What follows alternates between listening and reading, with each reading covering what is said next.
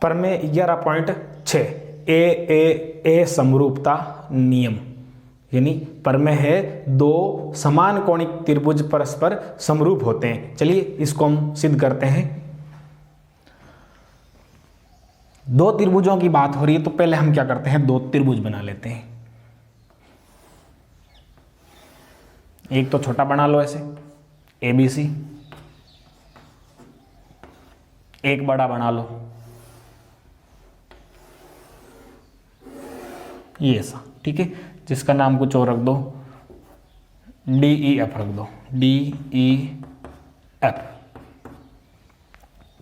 ये दो त्रिभुज हो गए। इनके ये जो कोण है वो समान है। A के बराबर में कौन है, D है, B के बराबर में कौन है, E है, और C के बराबर में कौन है, F है। देखिए A के बराबर में कौन है, D है, B के बराबर में कौन है, E है, और C के बराबर में कौन है, F है।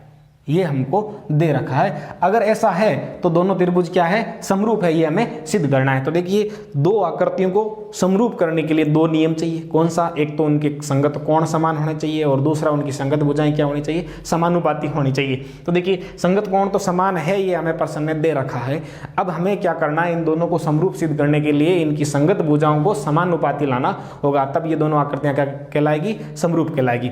तो चलिए शुरुआत करते हैं। दिया है से क्या दिया है हमको, दिया है हमें, देखिए हमें दे रखा है कि त्रिभुज ABC व त्रिभुज DEF में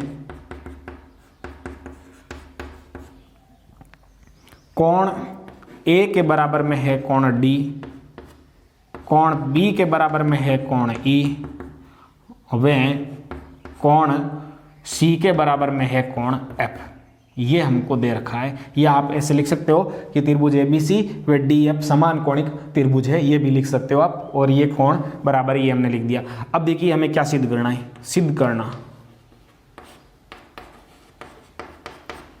सिद्ध ये करना है कि त्रिभुज ABC समरूप है त्रिभुज DEF के, ये हमको सिद्ध करना है। अर्थात हमें क्या करना है, संगत भुजाएं समानुपाती लानी है। तो AB बटे में DE बराबर में BC बटे में EF बराबर AC बटे में DF, ये हमको सिद्ध करना है, ये हमको लाना है। अब देखिए इनको सिद्ध करने के लिए हमें करनी पड़ेगी रचना। तो देखिए रचना क्या करनी है हमको, रचना में हमें इस त्रिभुज DEF में क्या करना है, इस DE भुजा पर आपको AB के बराबर एक माप लेके एक लाइन काटनी है, यानी DP काटना है ऐसे, यानी D और P ऐसा बिंदु लेना है इस DE पर जो किसके बराबर होना चाहिए, AB के बराबर, और इस DF पर हमें एक बिंदु लेना है Q, और वो इस प्रकार लेना है कि ये DQ किसके बराबर होना चाहिए, AC के बराबर होना चाहिए। ठीक है, तो अब देखिए इसमें क्या लिखेंगे, त्रिभुज DEF में DP बराबर AB व ये DQ बराबर AC काटा व PQ को मिलाया।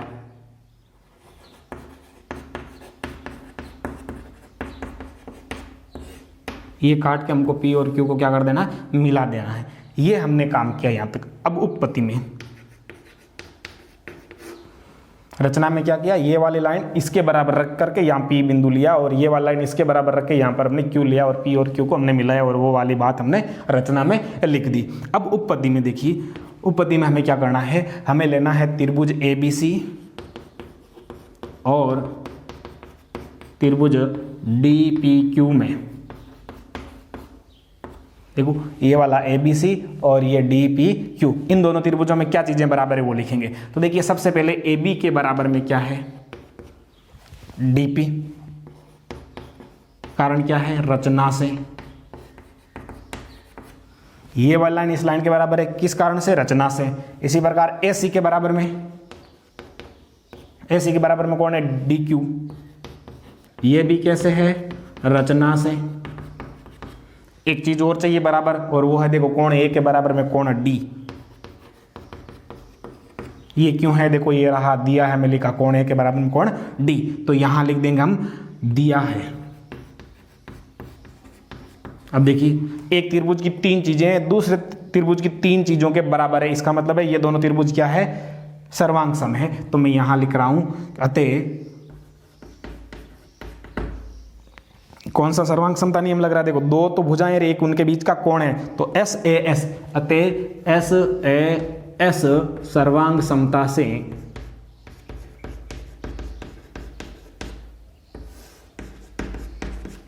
त्रिभुज ए बी सी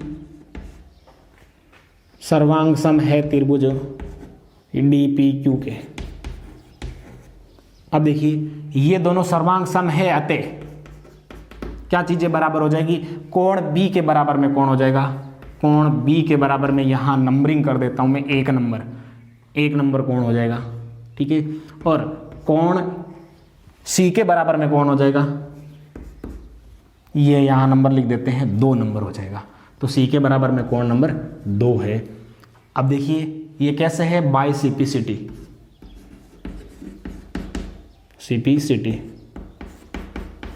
सर्वांग सम आकृतियों के संगत भाग बराबर होते हैं, ये दोनों सर्वांग सम है तो इनके संगत भाग क्या होंगे, बराबर होंगे। परंतु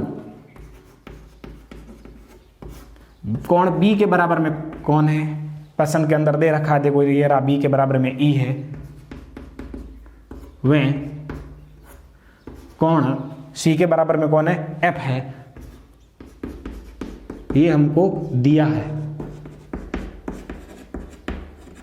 अतः क्या मिल जाएगा हमें, देखिए यहां पर कोण बी के बराबर में 1 हम प्राप्त किया है हमने, और बी के बराबर ई दे रखा है, इसका मतलब है कोण 1 और ई क्या है, बराबर है। तो यहां लिख देंगे कोण ई के बराबर में कौन हो जाएगा, कोण नंबर 1 हो जाएगा वह। इसी प्रकार देखिए सी के बराबर 2 हमने प्राप्त किया है, सी के बराबर में एफ दे रखा है, तो इसका मतलब हुआ कि कोण नंबर एफ और 2 है वो क्या हो जाएंगे, बराबर हो जाएंगे। कोण एफ के बराबर में कौन हो जाएगा, कोण नंबर 2 हो जाएगा। अब देखिए ये वाला कोण और ये वाला कोण और ये वाला कोण और ये वाला कोण बराबर है, तो ये 2 लाइन है वो क्या है, समांतर रेखाएं हैं, ये संगत कोण है, ये क्या है, संगत कोण है। हम लिखेंगे जो संगत कोण है,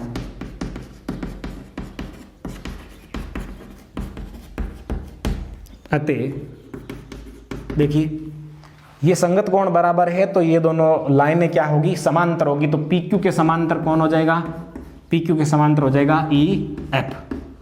ये पी क्यू के समांतर है, कौन है, ई एफ समांतर है। ये किस कारण से, ये संगत कोण बराबर है इसलिए। अब देखिए अगर ये 2 लाइनें समांतर है कोई त्रिभुज में, तो हमने पर में जो 11.1 पढ़ा था बीपीटी पर में, उसमें क्या पढ़ा था, ये अनुपात यानी इन दोनों का अनुपात और इन दोनों का अनुपात बराबर होता है। या फिर हमको वहाँ ये भी पढ़ के आए थे कि ये अनुपात बटा ये पूरा और ये अनुपात बटा ये पूरा अनुपात भी होता है। तो देखिए यहाँ पर हम क्या लिख देंगे कि त्रिभुज में, अतः त्रिभुज डी ई एफ में बीपीटी पर में से जो था उसमें से क्या हो जाएगा, डीपी बटे में क्या हो जाएगा, पूरा डीई बराबर में डीक्यू बटे में पूरा हो जाएगा क्या, डीएफ। या देखिए डीपी की जगह हम चेंज कर देंगे, क्या लिख देंगे, डीपी के बराबर में हम एबी लिख सकते हैं, तो हो जाएगा एबी बट्टा डीई बराबर में डी क्यू की जगह हम क्या रख सकते हैं, एसी रख सकते हैं, तो एसी बटा क्या हो जाएगा, डी एफ। और ये किस कारण हुआ, रचना से हुआ। रचना की थी ना हमने, देखो डीपी के बराबर हमने ए बी रखा था और ये डी क्यू के बराबर में एसी, तो इनकी जगह हमने ये बिठा दिए, तो ये चीज़ हमको मिल गई। अब देखिए इसी पद्धति से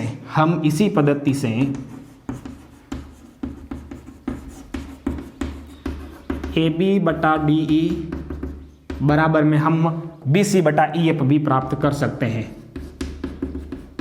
ठीक है, ये वाली लाइन ऐसे जो खींची है उसको हम इस तरीके से खींचते तो हमें ये जो चीज़ है ये भी मिल जाती इस पद्धति से। जैसे हमने ये प्राप्त किया था वैसे वैसे हम ये भी प्राप्त कर सकते हैं। तो अतः हमें क्या मिल जाएगा, देखिए ये तीनों चीज़ें बराबर हो जाएगी। कौन सी, ए बी बटा डी ई बराबर में बी सी बटा ई एफ और बराबर में हो जाएगा आपके जो ये तीसरी चीज बची है वो एफ सी बटा डी एफ। तीनों भुजाएं देखो समान अनुपात में हमें प्राप्त हो गई।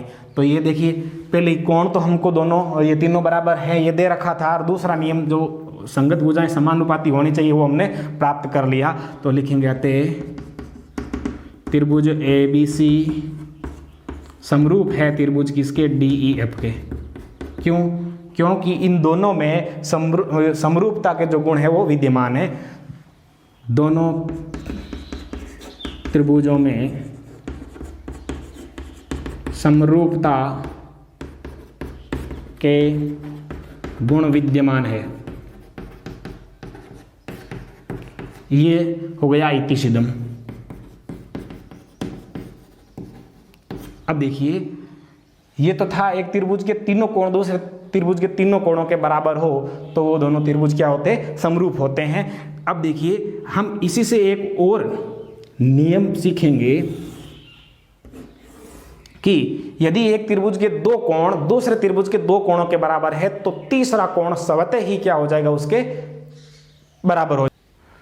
प्रमेय 11.6 का उपप्रमेय ए समरूपता, यानी यदि एक त्रिभुज के दो कोण किसी अन्य त्रिभुज के दो कोणों के क्रम से समान हो तो त्रिभुज कोण योग गुणधर्म से दोनों के जो तीसरे कोण है वो भी क्या होते हैं, बराबर होते हैं। देखिए कैसे, हम यहाँ पर दो त्रिभुज बनाते हैं। पहले ये एक तो छोटा बनाया हमने, एक थोड़ा बड़ा बना लेते हैं, ये वाला ए बी सी, और ये हो गया डी ई एफ। इसमें दो कोण बराबर, यानी बी के बराबर हम ई रख लेते हैं और सी के बराबर में हम एफ रख लेते हैं। अब देखिए, अगर ये इस त्रिभुज के दो कोण इस त्रिभुज के दो कोणों के बराबर है तो ये वाले जो दो कोण बचे हैं पीछे वो भी आपस में क्या होंगे, बराबर होंगे। ये हमें सिद्ध करना है। तो देखिए दिया है, सबसे पहले लिखेंगे क्या दिया हमको, दिया है हमें त्रिभुज ए बी सी व त्रिभुज डी ई एफ में कोण बी के बराबर में है कोण ई व कोण सी के बराबर में है कोण एफ। सिद्ध करना, सिद्ध ये करना है कि कोण ए के बराबर में कोण डी है, ये हमें सिद्ध करना। रचना कुछ नहीं करनी, उपपत्ति में देखिए त्रिभुज ए बी सी में कोण ए प्लस कोण बी प्लस कोण सी मिलके कितने के होंगे, 180 डिग्री के होंगे। समीकरण नंबर 1, त्रिभुज के तीनों अंत्य कोणों का योग 180 डिग्री होता है। अब लिखेंगे इसी प्रकार त्रिभुज डी ई एफ में कोण डी प्लस कोण ई प्लस कोण एफ, ये मिलके कितने के होंगे, 180 डिग्री के होंगे। ये हो गया समीकरण नंबर 2। अब देखिए इसी में वही इस वाला गुण लग रहा है, त्रिभुज के तीनों कोणों का योग 180 डिग्री। अब देखिए समीकरण नंबर 1 व 2 से, समीकरण 1 में देखो 180 के बराबर में ये वैल्यू है और इसमें 180 के बराबर में ये वैल्यू है, तो ये दोनों बराबर हो जाएगी। यानी कोण ए प्लस कोण बी प्लस कोण सी बराबर में हो जाएगा कोण डी प्लस कोण ई प्लस कोण एफ, ये बराबर हो गई। अब देखिए हमें क्या चीज़ें बराबर दे रखी है पसंद, बी के बराबर में ये, इधर से बी इधर से ई बराबर है, कैंसिल हो जाएंगे। और क्या चीज़ है, और सी के बराबर में एफ है, तो यहाँ सी है यहाँ एफ है, ये कैंसिल हो गए। पीछे क्या बचा, इधर कोण ए बचा, उधर क्या बचा, डी बचा। यही हमें सिद्ध करना था, तो ये हो गया इतिसिद्धम। अब देखिए, अब इससे हम ये समझ गए हैं कि आगे आने वाले प्रश्नों में अगर एक त्रिभुज के दो कोण दूसरे त्रिभुज के दो कोणों के बराबर है तो वे दोनों त्रिभुज क्या होंगे, समरूप होंगे। और किस नियम से होंगे, ए समरूपता से होंगे।